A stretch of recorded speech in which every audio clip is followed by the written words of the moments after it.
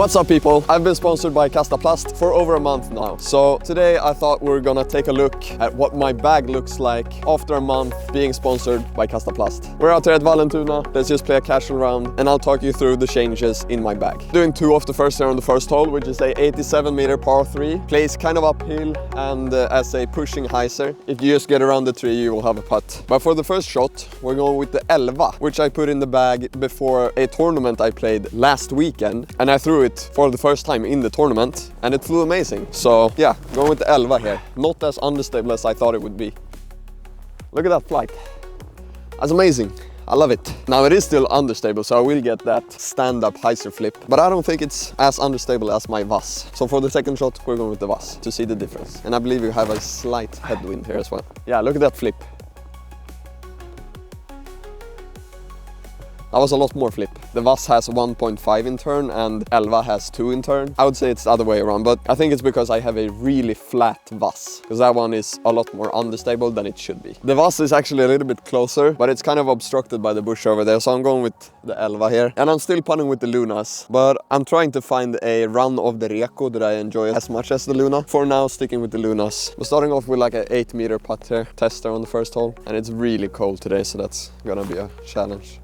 Oof, a bit high, but it's in. Someone want a snowy Elva? Hole 2 is a 67-meter par 3 downhill. Previously this was a island hole, but I think they actually removed the island because people were destroying the sticks and stuff. So that's very boring, but now it's pretty easy. And I actually put out my Reko X out of the bag because I found a really nice overstable regular Reko. This is a glow Reko, nice not perfect. And it actually has a little bit of a dome, which makes it a lot more overstable. So this is my new go-to overstable throwing putter. So right there I'm just gonna throw it out towards the right side and let it fade back, just like that.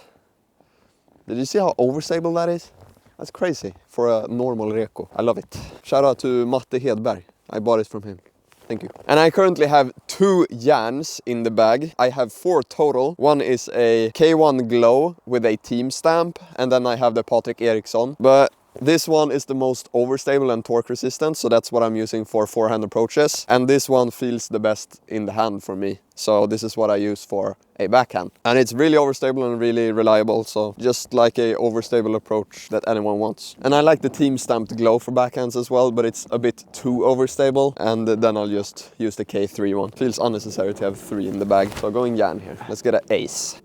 Look at the overstability.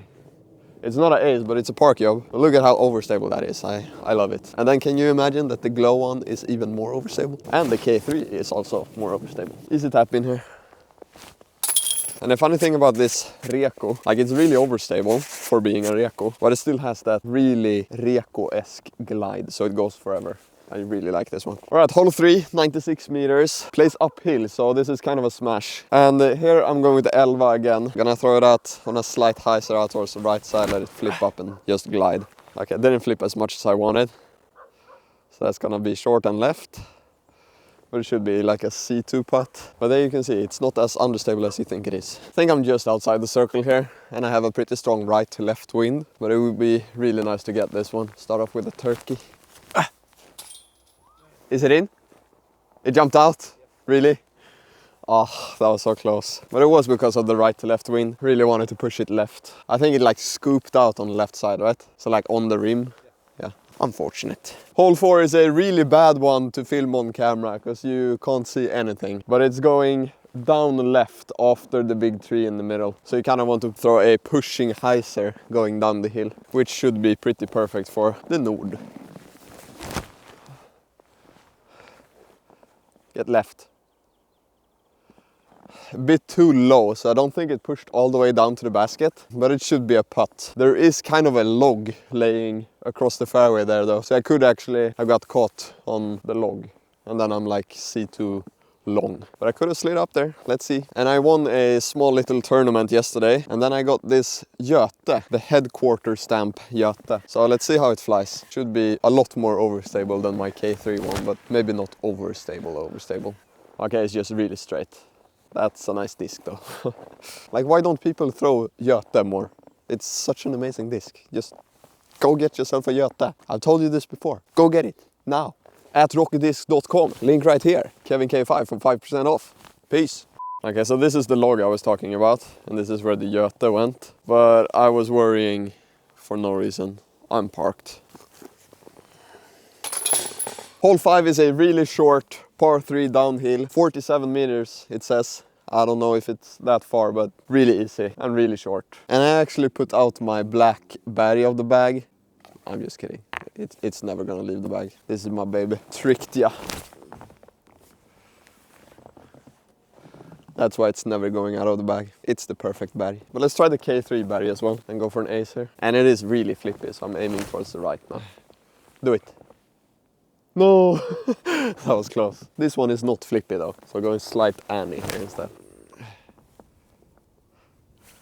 I'm all over it. I got the line, got it dialed. And look at the crazy difference on my Rekos. First the normal K1. Look at how straight that is. Just holds the line, and when you throw it hard, it flips. But this one, well, that doesn't do the same thing.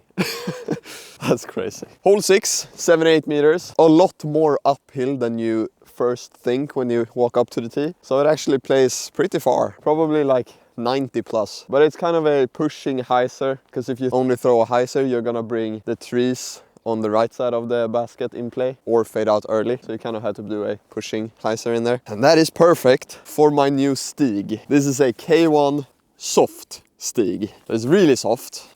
And I bought this from Patrick Eriksson once again. Thank you very much. And this is just amazing. Also a nice, not perfect, but this one is so freaking flippy that it makes the normal Stigs look overstable. I'm throwing it on a pushing hyzer here. Get over. Yeah, that should be a putt. A bit short, but look how unstable that is. That is crazy. I threw it on like this hyzer, flipped up to almost flat, but still had that little bit of hyzer on it. So nice. I threw it way too low, so this is even outside the circle. But we want redemption for the putt on hole 3, so let's try to make this now. Sit. No. Oh, left side again. We wanted redemption, but we did the exact same thing. That's better. Ah, that's really annoying. 2 left side chain outs from just outside the circle. Hole 7 is another blind shot from the tee, 94 meters, pushing left to right shot the entire way, OB on the road long. And here I'm going with probably one of my new favorite fairway drivers, which in my old video where I tried to shoot 1000 rated with only Kastaplast discs, when I was not sponsored by Kastaplast, I talked about the Glow Kaxezeta that I was throwing, and I said, oh, I thought it was straighter. Oh, but that was my dad's old Kaxezeta. This is that Kaxezeta, and it is amazing. I'll show you. Goes where you aim it. Okay, I kind of faded out a bit, threw it too high. I did not make it justice, I'm sorry. I'll show you later, it's amazing. Okay, it's amazing. Let's see if we can reach it with the Svea instead. That's money. I hit something. But I think it's a putt. I'm really sad I didn't do the Kaxezeta justice here, because I wanted to show you guys how amazing of a disc it is. So let's make up for it with a decent bid here. Come back.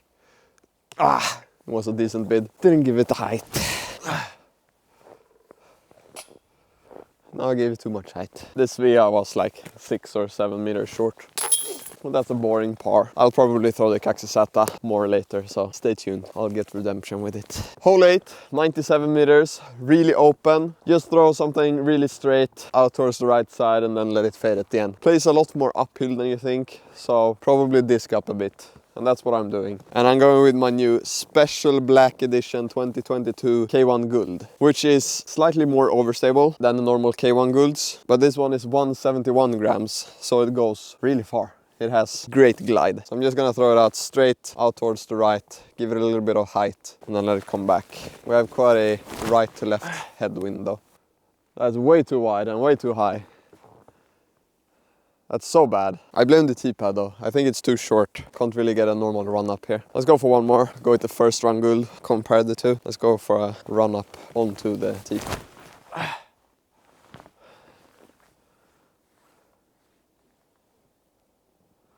That's a lot better. And you could see it had like a slight little flip up and then just went straight. Whereas the black edition one just wants to go left. And the 11.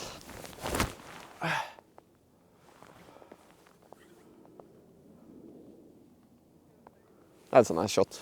This was a horrible shot. But luckily we can redeem our C2 putts here. Like 14 maybe. Oh!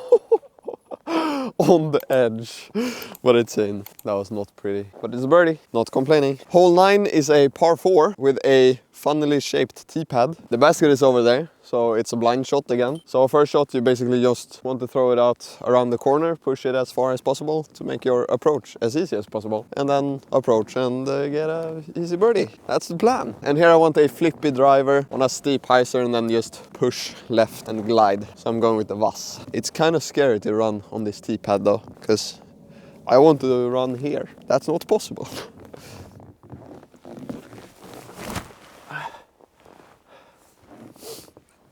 A bit too wide, but it's really glidey. And it doesn't really matter where you land here. As long as you're out in the open, you should have a pretty easy approach. 54 meters left. I'm just going with the Barry X. You don't want to throw wet discs though. But luckily, I have my bounce back disc golf towel that you can get at bouncebackdiscgolf.com. And if you use the code KKDG, you get 15% off. Not 5, not 10, but 15. Best disc golf towel in the game, 100%. No doubt. And now I can trust my grip, and we should have an easy birdie here. Go in.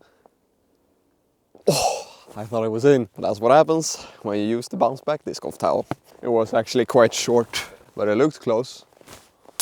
But that's an easy birdie, and that's how you play the hole. Hole 10, another par 4, 124 meters. If you have a big arm, you could probably reach this with like a big Annie that flexes out. But it plays a lot further because of the uphill finish. So I'm actually just gonna play it in 2 shots. And here I'm going with another new guld in the bag. The guld guld. Guld means gold in Swedish. And this is a golden guld, so it's a guld guld. And I've only thrown it a couple of times, but this is really overstable. So overstable that I don't even know if I need the krut that I also have in the bag now. But yeah, really overstable guld. I'm gonna throw it on quite a flex line here. Let's see how overstable it is.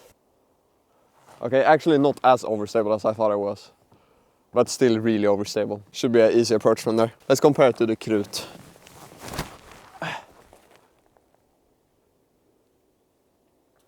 I would say pretty similar, but the krut is a bit flatter, so I think that's gonna be my go-to forehand distance driver. I kind of outdrove the fairway here though, so I'm gonna have to throw a Annie with my forehand instead of just going straight. I want it to be like over there. But let's go with the Barry X here again. Pretty high on an Annie and let it just helicopter down to the basket. That is parked. Great line. A bit more power and that was going in. Good tapping. Hole 11 is almost another blind shot from the tee. I can see the basket if I stand like this, but from the tee I can't see the basket. And I don't know why, but I think this is one of the hardest holes here on the course. I don't know what to do here. But I think it's redemption time for the Kastaplast. But like I said, this is one of the hardest holes, so I won't be surprised if it doesn't work. But I'm gonna try. Pretty high on an Annie, let it hold the line. No, what is that branch? That was looking decent. I promise you, it's a great disc. It's just me throwing it bad. Let's give it a slight run here under the branches. Really bad positioning, but I'm gonna give it a run.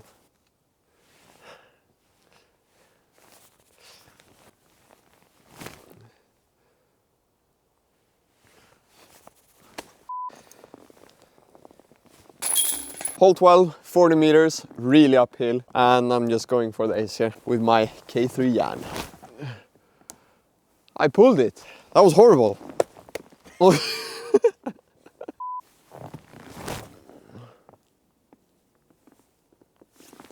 was close. Too short though. Believe it or not, this is not where I was aiming to land, but we can still make it from here. No, we cannot. That was horrible. And almost a tester. It was a lot closer than I thought, so this is not a tester. Hole 13, 62 meters downhill. I'm going with the Barry X. That might be a bit far, but it should be a putt. Let's see. That's the second time I'm worried about the distance, and I'm actually parked. Well, Hole 14, 65 meters, a lot of trees in the way. No real line, I don't know what to do, but I'm gonna go with this inside gap. And these are the two stalls that are currently in my bag. This is the one that you've seen before, and this is a new one, the Elvis K1 Glow stall. And this one feels really good in the hand, but this one has been working better for me. I don't know why. I think this one might have a little bit less torque resistancy. So this is the one that I'm leaning on at the moment. But let's throw both here and see which one does best. But this is the first one. Okay, that works. I early released it, but it's up there. But you could see the clean release and no wobble, nothing. But I think this one might wobble a bit more. Yeah, slight little wobble, but I think that's actually a bit more overstable, so it kind of compensates for it. But I think I've been trusting the dyed one the most, so I think that's gonna be my go-to. Sorry, Elvis. And I actually traded out my first run e-dog for this normal K1 e-dog. Reason is, I think this is a bit more overstable, so it actually kind of works for forehands as well. That was a bad shot, but you could see the thought. I actually got stuck on this last tree, so slight tester here, but should be pretty easy. That was really high. I did not like that, but it's in. It's a birdie. No pictures on the scorecard. Hole 15, 88 meters. Basically a hyzer, not much else to do here. And here I'm going with my straight Kymen Lutz, just on a slight hyzer the entire way. Please go through. I think you know. I didn't really see where it ended up, but I think it's a putt. I don't know what's going on. This is the third time that I'm worried about the distance and parked. And it landed right here. Or maybe over there. Yeah, it landed there and skipped here, so I almost hit the base. Hole 16, another blind hole from the tee. 76 meters, just past the crest here, and then it goes kind of down to the left. And I'm going with the Jan here. Just throw it out straight and let it dump down left. That might be a bit too far and left. Let's see. I don't really know. I always get surprised when I get down there. So let's see. Let's see if the overstable Reco would have been a better choice. Because it was those two that I chose between. That looks money. But it's so glidey. I think I almost kicked in. Because I hit the tree that's like 2 meters from the basket and kicked down towards the basket. So I think that's parked.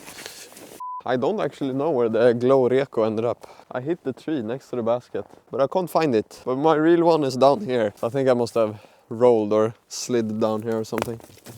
So many branches. But I have a C2 look here, so let's try to make it. No!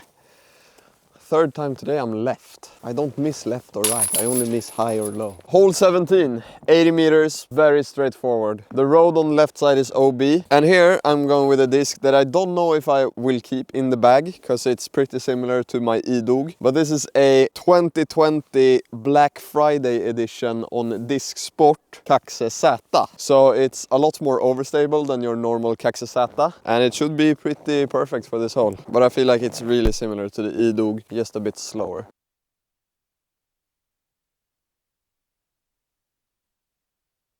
This was actually really short. I thought it was good, but this is like the first normal tester putt for so long. Oh, stay in there. It's a birdie. Hole 18, 93 meters, and it's time for the actual redemption for the Kaxe Z. Should be perfect for this shot. Look at that flight.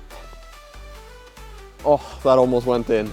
That would have been the redemption for sure. But the Kaxe Z, I didn't do it justice today, but here you can see how amazing it is. Just push it out, get that slight little flip up, and then it holds the line and just goes for game. It's so good. It was actually like 5 meters short to go in.